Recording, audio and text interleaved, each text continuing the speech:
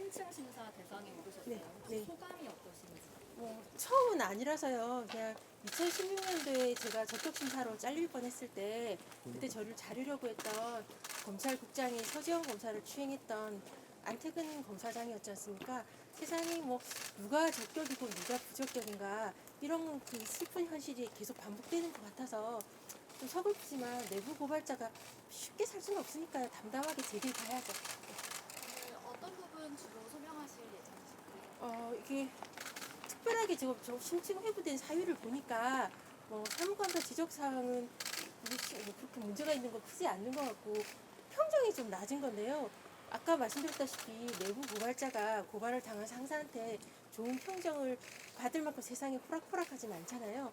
그러니까 내부 고발자로서 무엇이 옳은지 이게 저는 아시다시피 혼외자도 없고 결정 성접대도 받지 않았고 공연 음란도 하지 않았는데 그런 분들이 검찰총장 뭐 법무부 차관 검사장을 하시고 그런 것들이 제 식구 감싸기가 문제라고 했던 사람이 번번이 심층 회부되는 것이 과연 옳은가 역사의 법정에서 누가 부적격이라 할 것인가 좀 고려해 달라라는 것에 대해서 잘 말씀드리고 오려고 합니다.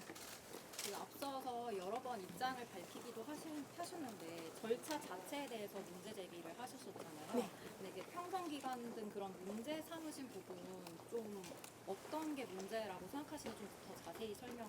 그러니까 제가 결과론적으로 법무부에 공개된 적격심사와 관련된 공개된 것은 검찰청법에 적격심사를 7년 마다 받는다 관련 규정이 있고 검사적격심사위원회 규정 이 두 개가 있는데 그 이외에 비공개 예우가 따로 있는지 물어봤는데 없대요. 그러니까 주목부분식으로 운영되었다는 얘긴데 제가 2016년도 1월달에 적격심사로 퇴출될 뻔했을 때 그때 2015년 의정부지검 김강우 검사장이 내부 게시판 글 등으로 인하여 저한테 좀 괘씸하게 하셔서 F 평정을 연달아 주셨고 그때 제가 부적격 의견으로 퇴출해야 된다는 의견을 법무부에 밝히신 걸로 아는데요.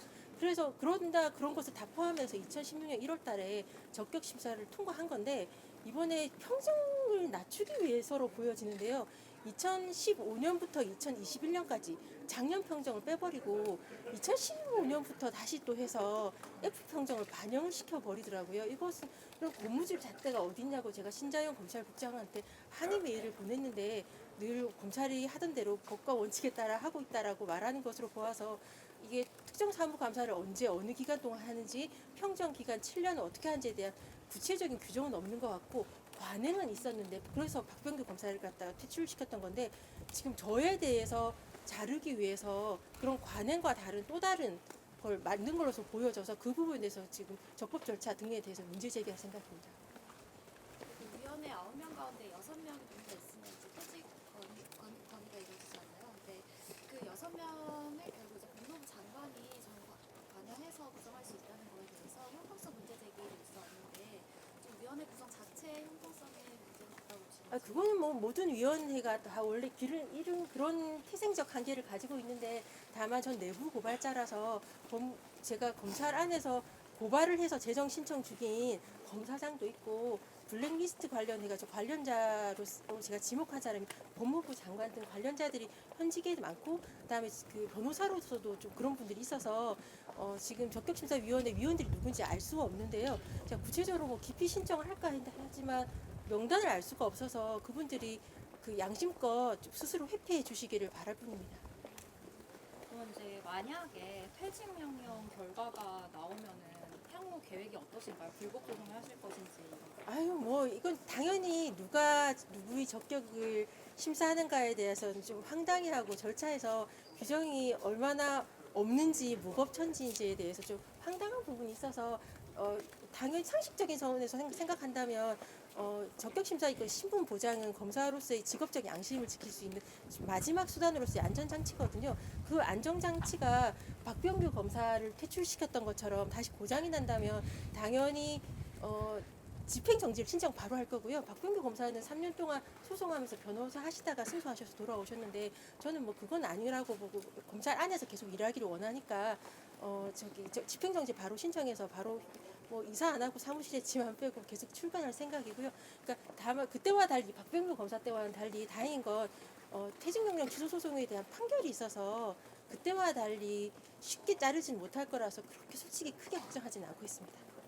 혹시 과거에 그 내부 고발을 한 거에 대해서 지금까지도 좀 계속 고생을 겪고 계시잖아요. 혹시 후회하는 건 없으실까요? 모든 내부 고발자들이 아마 그럴 건데요.